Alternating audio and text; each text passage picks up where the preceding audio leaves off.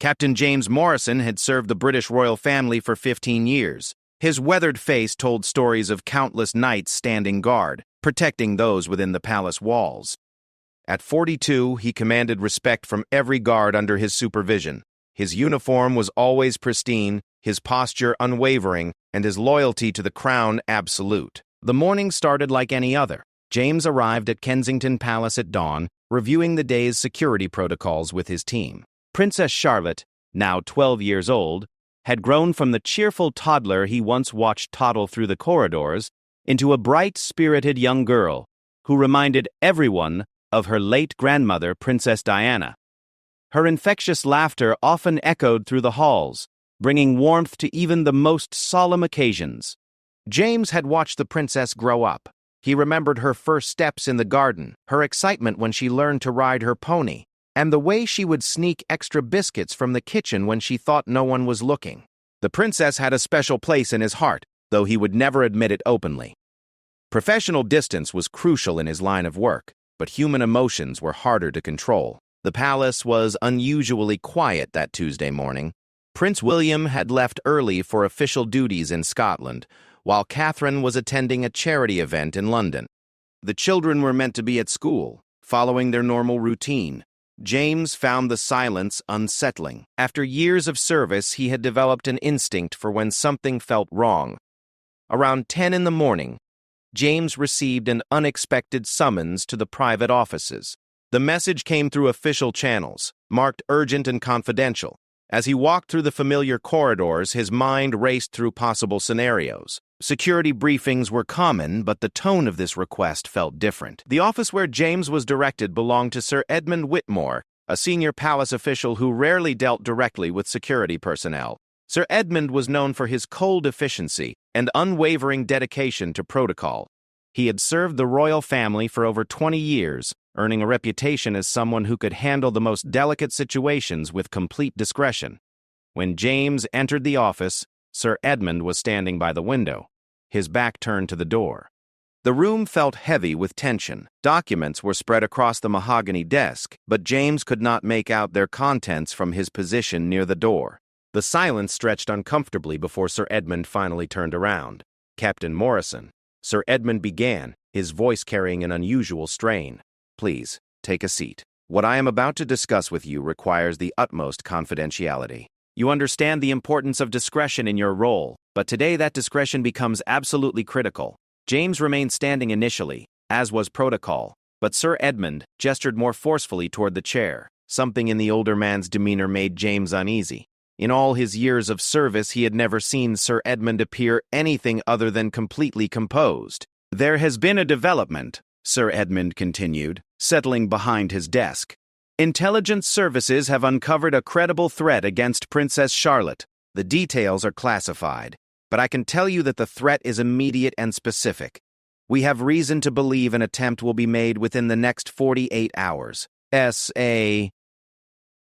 James felt his blood run cold. Threats against the royal family were not uncommon, but most were dismissed as the ravings of disturbed individuals. For intelligence services to classify something as credible and immediate meant the danger was real and imminent. "What are the security protocols?" James asked, his mind already racing through contingency plans. "Do we increase the detail? Change your location?" "I can have additional personnel in place within the hour." Sir Edmund held up his hand, stopping James mid-sentence. The gesture was sharp, almost aggressive. "The situation is more complicated than standard security measures can address. The threat appears to come from someone with intimate knowledge of our standard procedures. Someone who knows our protocols, our safe houses, our emergency procedures." The implication hung in the air like a physical weight. An inside threat was every security professional's worst nightmare. It meant that the very systems designed to protect could be compromised. It meant that nowhere was truly safe. "The decision has been made," Sir Edmund continued, his voice becoming even more strained, "that Princess Charlotte must be removed from all official protection immediately. She will be placed in a secure location known only to a select few individuals. The operation must appear to be a complete withdrawal of security. Anyone watching must believe we have abandoned our protection of her entirely." James stared at Sir Edmund in disbelief. Everything about this plan went against every principle of royal protection he had ever learned. Removing security from a member of the royal family, especially a child, was unthinkable. It violated every protocol, every procedure, every instinct he had developed over 15 years of service. "Sir, with respect, this plan seems incredibly dangerous," James said carefully. "Removing her protection entirely, even as a deception, leaves her vulnerable to exactly the kind of threat you are describing. How can we ensure her safety if we are not protecting her?" Sir Edmund's expression hardened. "The protection will continue, but it must be invisible." Completely invisible. The people threatening her must believe they have succeeded in forcing us to abandon her. Only then will they reveal themselves, and only then can we neutralize the threat permanently. James felt sick to his stomach. The plan required using a 12-year-old girl as bait. It required making her believe she was alone and unprotected while hidden agents watched from the shadows. It required gambling with the life of a child for the possibility of catching unknown conspirators. "The order comes from the highest levels," Sir Edmund added when James remained silent. "This is not a request for your opinion, Captain Morrison. This is a direct command that you will follow without question." But James found himself questioning everything. In 15 years of service, he had never been asked to do something that felt so fundamentally wrong. His duty was to protect, not to use a child as bait for unknown enemies. His training, his instincts, his very soul rebelled against what he was being ordered to do. "Where will she be taken?" James asked, though part of him did not want to know the answer. "A safe house in the Welsh countryside," Sir Edmund replied. "Remote, secure, but completely isolated. She will be told it is a special holiday, a surprise adventure. She will not know about the threat or the true nature of her situation. The location will be known only to myself, you, and 2 other individuals." James closed his eyes, trying to process the magnitude of what was being asked of him. Princess Charlotte trusted him. She had grown up seeing his face every day, knowing he was there to keep her safe. Now he was being ordered to participate in a plan that would make her feel abandoned while placing her in potentially mortal danger. "When does this begin?" he asked quietly. "Today," Sir Edmund replied. "The princess will be collected from school this afternoon under the pretense of a family emergency. You will personally escort her to the safe house and remain as her primary protection, though she must never know you are there. As far as she knows, she will be completely alone except for a caretaker, who will be introduced as a distant family friend." James felt the weight of the decision pressing down on him. Every fiber of his being told him this plan was wrong, dangerous, and potentially catastrophic, yet he was bound by oath and duty to follow orders from his superiors. The conflict between his conscience and his obligations created a torment he had never experienced before. "Sir," James said slowly, "I have to ask one question before I can proceed with this mission." Sir Edmund's eyes narrowed. "What question?" James took a deep breath, knowing that his next words would either clarify everything or potentially end his career. The question that had been forming in his mind since the conversation began finally crystallized into words that would change everything. The office fell silent except for the ticking of an antique clock on the mantelpiece. Outside, London continued its daily rhythm, unaware of the conversation taking place behind the palace walls. James felt as though he stood at a crossroads that would define not just his career, but his very identity as a protector and as a man. The question burned in his throat, demanding to be asked, even though he suspected the answer would shatter everything he believed about his service to the crown. In that moment, Captain James Morrison realized that sometimes the greatest act of loyalty required the courage to question the very authority you had sworn to serve. "Sir," James said, his voice steady despite the turmoil in his heart, "if this threat is as serious as you claim, why are we not involving Princess Charlotte's parents in this decision? Where are Prince William and Princess Catherine in all of this?" The question hung in the air like a thunderclap. Sir Edmund's face went completely pale, and for the first time in the conversation, he looked genuinely rattled. His hands, which had been resting calmly on the desk, began to fidget with a letter opener. "That information is above your security clearance, Captain," Sir Edmund replied, but his voice lacked its earlier authority. "The royal family has been informed of the necessary measures." James had spent 15 years reading people, watching for threats, analyzing behavior for signs of deception or danger. Every instinct he had developed told him that Sir Edmund was lying. The way the man avoided eye contact, the slight tremor in his voice, the defensive posture all screamed dishonesty. "With respect, Sir Edmund," James pressed, "Princess Charlotte is 12 years old. No security protocol I have ever studied would suggest separating a child from her parents during a credible threat without their direct involvement and approval. I need to speak with Prince William before proceeding with this operation." Sir Edmund stood abruptly, his chair scraping against the floor. "That is absolutely out of the question. The prince is dealing with matters of state that cannot be interrupted. He has given his full approval for this operation through the proper channels." James remained seated, studying the older man carefully. In 15 years of royal protection, he had never been told that a threat against a royal child would not immediately involve the parents. Prince William was not just Charlotte's father, he was second in line to the throne and would be directly involved in any major security decisions affecting his children. "Show me the authorization," James said quietly. The request was reasonable. Any operation of this magnitude would require written authorization from the highest levels. Sir Edmund's reluctance to provide documentation was becoming increasingly suspicious. "The authorization is verbal, given the sensitive nature of the threat," Sir Edmund replied, but his voice was becoming more strained. "You are questioning orders from your superiors, Captain Morrison. That is not only inappropriate, but potentially treasonous." The word treasonous struck James like a physical blow. He had dedicated his adult life to serving the crown, had missed family gatherings, holidays, and personal milestones to ensure the safety of the royal family. To have his loyalty questioned for asking reasonable questions about the safety of a child felt like a betrayal. But James had not survived 15 years in royal protection by backing down when something felt wrong. His instincts had saved lives before, and those same instincts were screaming that Princess Charlotte was in danger, not from some mysterious outside threat, but from the very people claiming to protect her. "Sir Edmund," James said, standing slowly, "I am not questioning my loyalty to the crown. I am questioning an order that violates every security protocol I have ever learned and that separates a child from her parents without clear justification. Before I proceed, I need to verify this operation through proper channels." What happened next would remain burned in James's memory forever. Sir Edmund's carefully maintained composure finally cracked completely. The mask of authority slipped away, revealing something desperate and dangerous underneath. "You stupid, naive fool," Sir Edmund hissed, his voice dropping to a venomous whisper. "Do you think this is about protecting her?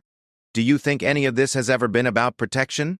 James felt ice flood his veins. The admission was as good as a confession. Whatever was happening here, it was not a legitimate security operation. Princess Charlotte was not being protected. She was being targeted by the very people entrusted with her safety. "What is this really about?" James asked, his hand instinctively moving toward the communication device on his belt. He needed to alert someone, but he was not sure who he could trust. Sir Edmund noticed the movement and smiled coldly. "You cannot contact anyone, Captain. The communication systems in this office are blocked. No calls go in or out without my authorization. You are completely isolated here, just as Princess Charlotte will be isolated in Wales." James realized he had walked into a trap. The urgent summons, the private office, the blocked communications. Everything had been carefully orchestrated to ensure he could not expose the conspiracy before Princess Charlotte was taken. "The operation is already in motion," Sir Edmund continued, settling back into his chair with renewed confidence. "As we speak, men posing as royal security are collecting Princess Charlotte from her school. By the time we finish this conversation, she will be in a vehicle heading toward Wales, believing she is on a special adventure arranged by her parents." James felt panic rising in his chest. If Charlotte was already being taken, he might already be too late to stop whatever was planned, but he forced himself to remain calm, to think like the professional he was trained to be. There had to be a way to turn this situation around. "Why are you telling me this?" James asked. "If you can proceed without my cooperation, why reveal your hand?" Sir Edmund laughed, a sound devoid of any warmth. "Because, my dear Captain, you're going to help us whether you want to or not. You see, when Princess Charlotte disappears from that Welsh safe house in 3 days, The investigation will reveal that the last person to see her alive was her trusted bodyguard, Captain James Morrison, a man who had unprecedented access to her daily routine, who knew all security protocols, and who was mysteriously the only witness to her final whereabouts. The full scope of the conspiracy began to dawn on James. He was not just being asked to participate in Charlotte's kidnapping, he was being set up as the fall guy. When she disappeared, all evidence would point to him as the traitor who had betrayed the royal family's trust.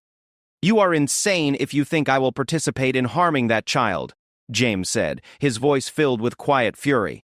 "You misunderstand," Sir Edmund replied smoothly. "We do not need your willing participation. Your presence at the Welsh location will be documented through security cameras, witness statements, and physical evidence. Whether you cooperate or not, the evidence will show that you were there when she disappeared."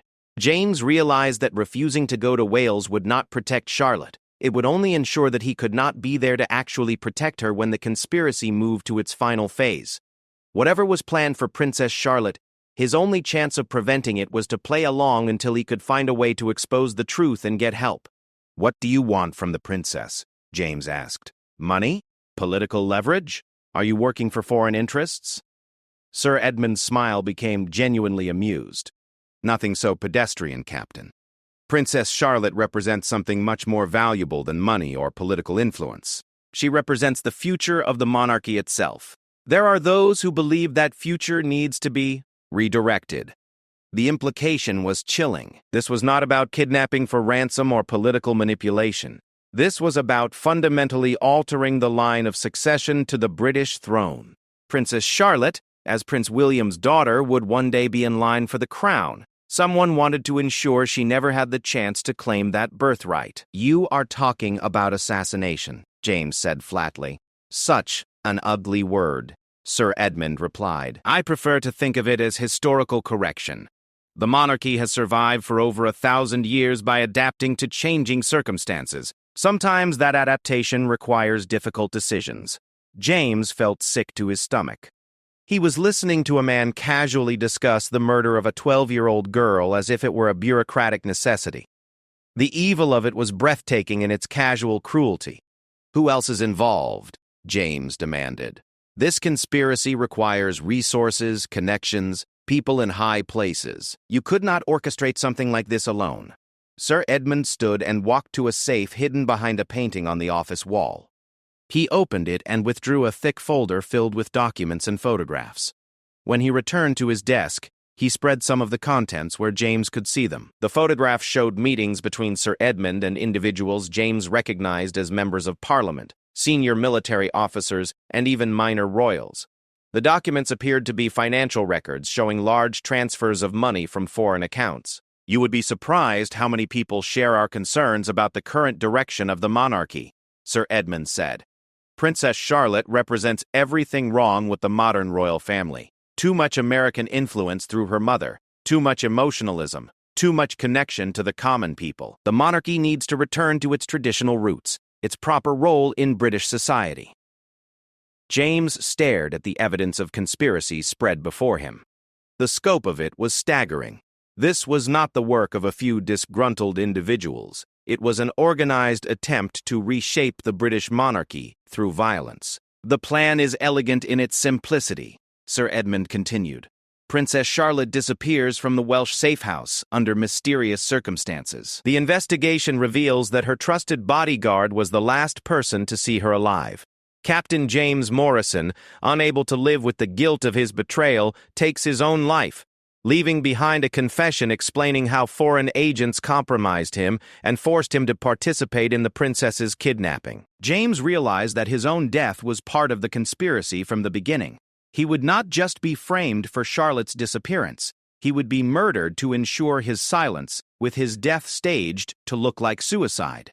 "Of course," Sir Edmund added with mock sympathy, "if you choose to cooperate fully, we can arrange for your survival, a new identity, a comfortable life in a country without extradition treaties. All you have to do is ensure that Princess Charlotte does not survive her stay in Wales." The offer hung in the air like poison. James was being asked to choose between his own life and the life of a 12-year-old girl he had sworn to protect. The choice was no choice at all, but he needed to make Sir Edmund believe he was considering it. "I need time to think," James said finally. Sir Edmund checked his watch. "You have 30 minutes before you need to depart for Wales. The princess should be arriving at the safe house around dinner time, and you need to be there to establish your presence for the security cameras." James nodded slowly as if he were actually considering the monstrous proposition. In reality, his mind was racing through possibilities for escape and rescue. He had 30 minutes to find a way to save Princess Charlotte and expose a conspiracy that reached to the highest levels of British society. As he left Sir Edmund's office, James felt the weight of an impossible mission settling on his shoulders. He was one man against a conspiracy of powerful people, with the life of an innocent child hanging in the balance. But 15 years of royal protection had taught him that sometimes impossible missions were the only ones worth fighting for. James walked through the palace corridors with measured steps, appearing calm and professional while his mind raced through desperate calculations. Every guard he passed could be part of the conspiracy. Every official he encountered might be working to ensure Princess Charlotte never returned home safely. Trust, the foundation of royal protection, had become a luxury he could not afford. 30 minutes was not much time to save a life and expose a conspiracy that had clearly been months or years in the making. James needed help, but the communication systems in the palace might be compromised. Sir Edmund had demonstrated his ability to block communications from his office, and there was no telling how far that capability extended. James made his way to his personal quarters within the palace. If he was going to act, he needed resources that were beyond the reach of the conspiracy. Hidden in his private safe were items he had hoped never to use: emergency communication devices, untraceable phones, and contact information for intelligence agents who operated outside normal channels. During his years of service, James had occasionally worked with MI5 and MI6 on matters of royal security. He had developed relationships with agents who specialized in protecting national interests, when traditional authorities might be compromised. Now he needed to reach out to those contacts without alerting anyone, monitoring standard communication channels. The first call went to Sarah Chen, an MI5 agent who had worked with royal protection during several high-profile security threats. James had saved her life during a terrorist incident 3 years earlier, and he hoped that personal debt might motivate her to listen to what would sound like an incredible story. "Sarah, this is James Morrison," he said when she answered the secure phone. "I need to speak with you immediately about a threat against Princess Charlotte." This conversation cannot go through any official channels. Sarah's response was immediate and professional. "James, what kind of threat are we talking about? Your voice suggests this is immediate and serious." "Inside threat," James replied, using the code phrase that meant the danger came from within the very organizations meant to provide protection. "Multiple levels compromised. The princess is being moved to an isolated location under false pretenses. I have approximately 25 minutes before I am required to participate in what appears to be a kidnapping operation." The line was silent for a moment as Sarah processed the implications. Inside threats against the royal family were the nightmare scenario that kept security professionals awake at night. The idea that palace officials themselves might be involved in targeting Princess Charlotte would send shockwaves through the entire British intelligence community. "James, I need you to listen carefully," Sarah said, her voice taking on the crisp efficiency of a professional crisis response. "If what you are suggesting is true, then standard protocols are useless. We need to assume that all normal communication channels are compromised and that anyone in official positions might be involved." "I know," James replied. "That is why I am calling you on this line. I need extraction protocols for the princess, and I need them to look like part of the conspiracy until we can get her to safety." Sarah was quiet for another moment, and James could hear the rapid clicking of computer keys in the background. She was accessing files and resources that existed outside normal intelligence channels, the black operations protocols that were designed for exactly this kind of situation. "There is a team I can activate," Sarah said finally. "Former military completely outside official channels. They specialize in situations where government agencies cannot be trusted." "But James, if you are wrong about this, if you are misreading the situation, then what you are proposing could be considered treason." James understood the risk he was taking. If he was wrong, if there really was a legitimate threat that required removing Princess Charlotte from normal protection, then he would be interfering with official security operations. His career would be over, and he might face criminal charges. But if he was right, and he did nothing, then a 12-year-old girl would die. I am sending you everything I can document about this conversation, James said, quickly photographing the notes he had taken during his meeting with Sir Edmund. Look at the personnel involved. Look at the protocols being ignored. Look at the timeline. This does not match any legitimate security operation I have ever seen. While Sarah reviewed the information, James began gathering the equipment he would need for whatever came next. A tracking device that could be hidden on Princess Charlotte without her knowledge, a communication system that could broadcast his location to Sarah's team, and a small recording device that might capture evidence of the conspiracy. James, Sarah's voice came back through the phone with new urgency. I have run preliminary checks on the names you provided. Sir Edmund Whitmore has financial connections to several foreign intelligence services. The operation you describe matches patterns we have seen in other countries where foreign agents have infiltrated government institutions to target political leaders. The confirmation that James's suspicions were correct brought both relief and terror. Relief that he was not crazy, that his instincts about the wrongness of the situation were accurate. Terror at the realization that Princess Charlotte was genuinely in mortal danger from people who had spent years positioning themselves to carry out this attack. What do you need me to do? James asked. Go to Wales as ordered, Sarah replied. Play your part in their operation, but keep Princess Charlotte alive at all costs. My team will be positioning assets around the safe house location. When the time comes, we will extract both of you, but it has to look like part of their plan until the last possible moment. James felt some of the crushing weight on his shoulders ease slightly. He was no longer alone in this fight. Professional help was coming, even if it had to remain hidden until the critical moment. Sarah, there is something else, James said. They are planning to frame me for whatever happens to Princess Charlotte. There will be evidence, witnesses, documentation showing that I was the last person to see her alive. When she disappears, I am supposed to be found dead, apparently by suicide, with a confession letter explaining how foreign agents compromised me. The scope of the conspiracy's planning was becoming clearer to both of them. This was not a simple kidnapping or even assassination. It was a carefully orchestrated operation, designed to destabilize the royal family, while providing a convenient scapegoat to prevent further investigation. We will make sure that does not happen, Sarah said firmly. But James, you need to understand that once you walk into that safe house, you will be completely on your own until my team can move. The people behind this will be watching for any sign that their plan has been discovered.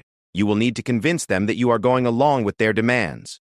James checked his watch. 20 minutes remained before he was expected to depart for Wales. 20 minutes to mentally prepare himself for what might be the most important mission of his life. How will I know when your team is ready to move? James asked. You will receive a text message containing only the word sunrise, Sarah replied. When you get that message, you will have 15 minutes to get Princess Charlotte to the extraction point. There is a clearing approximately 2 kilometers north of the safe house coordinates you provided. Can you remember that? 2 kilometers north, James confirmed. 15 minutes after the sunrise message. James, Sarah's voice became more personal, I want you to know that what you are doing takes incredible courage. Most people would not risk everything to save one child, especially when that child is not their own family. James thought about Princess Charlotte's infectious laugh, her bright intelligence, the way she had grown from a toddler into a remarkable young girl. He thought about her parents, who had no idea their daughter was in danger. He thought about the oath he had taken 15 years earlier to protect the royal family with his life. She is not just any child, James replied. She is under my protection. That means something. After ending the call with Sarah, James spent the remaining time preparing for what lay ahead. He wrote a letter to his sister explaining that if something happened to him, she should contact Sarah Chen and ask about Operation Charlotte. He hid the letter where it would be found if he did not return, but where the conspirators would not discover it if they searched his quarters. The tracking device went into a small cavity he created in the heel of his boot. The communication device was sewn into the lining of his jacket. The recording equipment was disguised as a standard-issue security radio that would not attract attention. When Sir Edmund's assistant arrived to escort James to the departure point, he was ready. Outwardly, he appeared to be a dutiful soldier following orders. Inwardly, he was a man preparing for war. The vehicle that would take him to Wales was a standard government sedan, nothing unusual about it. The driver was someone James recognized from palace security, though he could not be sure whether the man was part of the conspiracy or simply following orders he believed were legitimate. As they drove through London toward the Welsh countryside, James reflected on how quickly his entire world had changed. That morning, he had been a respected royal protection officer, with a clear understanding of his duty and his place in the world. Now he was effectively an undercover agent working to expose a conspiracy that reached into the highest levels of British society. The drive to Wales took 3 hours, during which James maintained casual conversation with the driver while mentally reviewing everything Sarah had told him about the extraction procedures. 2 kilometers north of the safe house, 15 minutes after the sunrise message, keep Princess Charlotte alive at all costs. When they finally arrived at the safe house, James felt his heart sink. The location was indeed perfect for what the conspirators had planned. The house sat in a valley surrounded by thick woods, completely isolated from any neighbors or passing traffic. There was only one road in and out, making it easy to control who approached the location. Princess Charlotte's vehicle was already parked outside the house. Through the windows, James could see lights on inside, suggesting she had already been settled into what she believed was a special holiday retreat. The sight of her being manipulated by people she trusted filled James with cold fury. As he approached the front door, James knew he was walking into the most dangerous situation of his career. Inside that house was a 12-year-old girl who trusted him to keep her safe, along with unknown conspirators who planned to use both of them in a plot that would end with their deaths. But James also knew that help was coming. Sarah's team would be positioning themselves around the house, waiting for the right moment to strike. His job was to keep Princess Charlotte alive until that moment came, no matter what it cost him personally. The front door opened before he could knock, revealing a woman he did not recognize. She was middle-aged, pleasant-looking, exactly the kind of person who might believably be introduced to Princess Charlotte as a distant family friend. "Captain Morrison," the woman said with a smile that did not reach her eyes. "We have been expecting you. Princess Charlotte is just finishing her dinner. She is so excited about her special adventure." James nodded and stepped inside, knowing he was crossing a threshold from which there might be no return. Behind him, the door closed with a sound like a cell being locked. Ahead of him lay the greatest challenge of his career, protecting an innocent child from the very people who were supposed to keep her safe. Princess Charlotte looked up from her dinner with genuine delight when James entered the dining room. Her face lit up with the same bright smile that had charmed the British public since she was old enough to appear at royal events.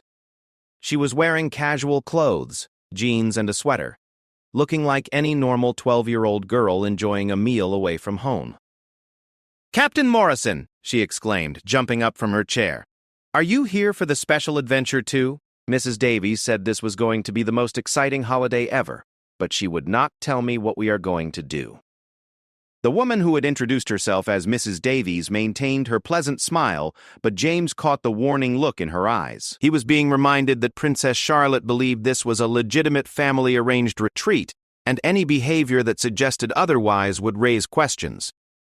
"Hello, Your Royal Highness," James replied, managing to keep his voice normal despite the turmoil in his chest. "I am here to ensure your safety during your stay. I hope you are enjoying yourself so far." Charlotte nodded enthusiastically. "The house is lovely, and Mrs. Davies made the most wonderful shepherd's pie. She said tomorrow we might go exploring in the woods.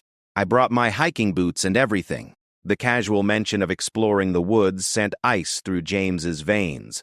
If the plan was to make Princess Charlotte disappear, a hiking accident in dense forest would provide the perfect cover story.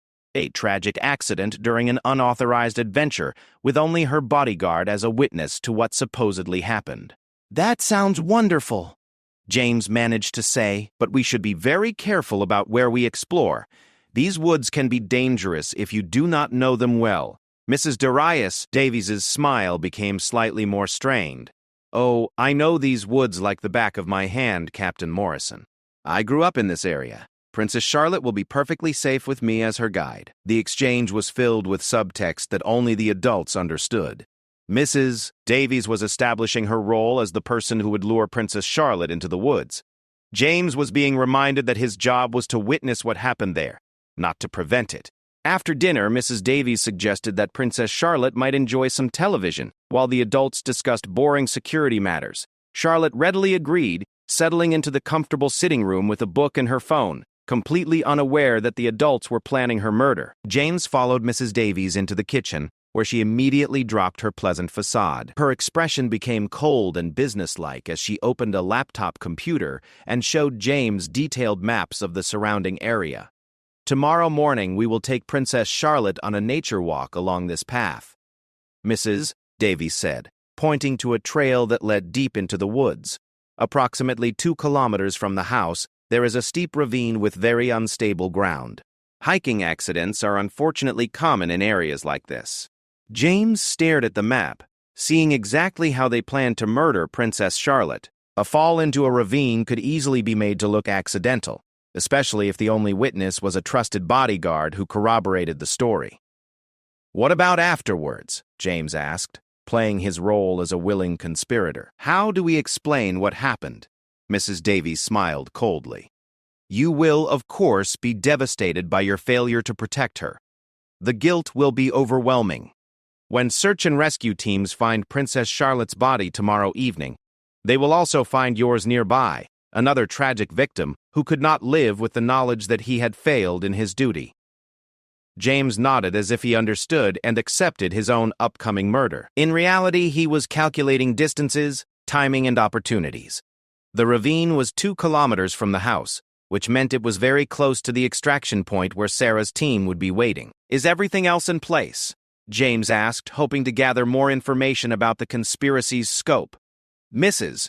Davies opened a secure communication device and checked several messages. "Sir Edmund reports that all evidence is being planted as planned. By tomorrow night, the investigation will show a clear trail leading to your involvement with foreign agents. The financial records, the communication logs, the witness statements, everything points to Captain James Morrison as the traitor who allowed Princess Charlotte to be killed." The thoroughness of the frame-up was staggering. They had created an entire false history that would convince investigators James had been compromised by foreign intelligence services. His reputation, his legacy, his memory would all be destroyed along with his life. "What about Princess Charlotte's parents?" James asked. "How long before they are notified?" "Prince William and Princess Catherine are currently on separate official engagements," Mrs. Davies replied. "They will not expect to hear from Princess Charlotte until tomorrow evening. By the time they realize something is wrong and begin making inquiries, the situation will already be resolved." James realized that the timing of the operation had been carefully coordinated with the royal family's schedules. William and Catherine had been maneuvered into positions where they would be unable to quickly respond to any concerns about their daughter. "I need some fresh air," James said, hoping to step outside and check for any signs of Sarah's team positioning themselves around the house. "The drive from London was long, and I want to review the security perimeter before dark." Mrs. Davies nodded. "Do not go far, and do not be obvious about it. There are hikers who occasionally use these trails, and we cannot afford to draw attention." James stepped outside into the cool Welsh evening air. The house was indeed isolated, surrounded by dense forest that could easily conceal an approaching rescue team. He walked slowly around the perimeter, appearing to conduct a routine security check while actually looking for any sign that help was nearby. Near a large oak tree approximately 50 meters from the house, James noticed a small mark carved into the bark, fresh enough to have been made recently, but subtle enough to escape casual observation. It was the kind of sign that professional operatives might use to indicate their presence without alerting targets. Relief flooded through James as he realized Sarah's team was already in position. They were close enough to monitor the situation but hidden well enough to avoid detection by the conspirators. Now he just needed to keep Princess Charlotte safe until the extraction signal came. When James returned to the house, he found Princess Charlotte in the sitting room, reading a book about Welsh history she had found on the shelf. She looked up when he entered, and the trust in her eyes was almost unbearable. "Captain Morrison," she said, "Mrs. Davies mentioned we might do some hiking tomorrow. Will you come with us? I know you are not officially on duty for this holiday, but it would be nice to have you along." The innocent question highlighted the terrible irony of the situation. Princess Charlotte was asking her would-be killer to protect her during the very expedition that was meant to end her life. "Of course, Your Royal Highness," James replied. "I will be with you every step of the way." Mrs. Davies appeared in the doorway, still maintaining her pleasant demeanor in front of Princess Charlotte. "I think it is time for bed, dear. We want to get an early start tomorrow for our adventure." Charlotte obediently gathered her things and headed upstairs to the bedroom that had been prepared for her. James watched her go, knowing this might be the last time he saw her peaceful and unaware of the danger surrounding her. After Charlotte had gone to bed, Mrs. Davies showed James to a small room on the ground floor. "You will sleep here tonight," she said. "The princess's room is directly above, and all the windows are secured. There is no possibility of her leaving the house without our knowledge." James understood the real message. Princess Charlotte was a prisoner, though she did not know it yet. The security measures were not to protect her from outside threats, but to ensure she could not escape before the morning's planned murder. Once alone in his room, James carefully activated the hidden communication device in his jacket. He sent a brief coded message to Sarah, confirming his location and the timeline for the morning's events. The response came back quickly. Her team was in position and ready to move on his signal. James lay on the narrow bed, fully clothed, and ready to act at a moment's notice. Outside his window, the Welsh countryside was silent, except for the normal sounds of nighttime wildlife. Somewhere in that darkness, professional operatives were maintaining watch, ready to risk their lives to save a child they had never met. Around midnight, James heard movement in the house. Mrs. Davies was awake, checking on something or communicating with her handlers. The activity suggested that the conspiracy's plan was moving forward on schedule. In just a few hours, they would begin the final phase of an operation that had taken months to arrange. James checked his phone repeatedly throughout the night, waiting for the message that would signal the beginning of the rescue operation. When it finally came at 5 in the morning, the single word "sunrise" seemed to burn itself into his vision.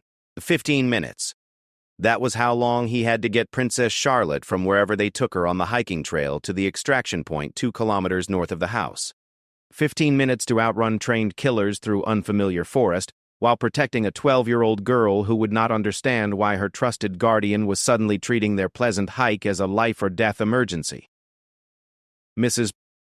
Davies appeared at his door at exactly 6 o'clock. Already dressed for hiking and carrying a backpack that probably contained whatever tools she planned to use to stage Princess Charlotte's accident. "Time to wake our young adventurer," Mrs. Davies said cheerfully.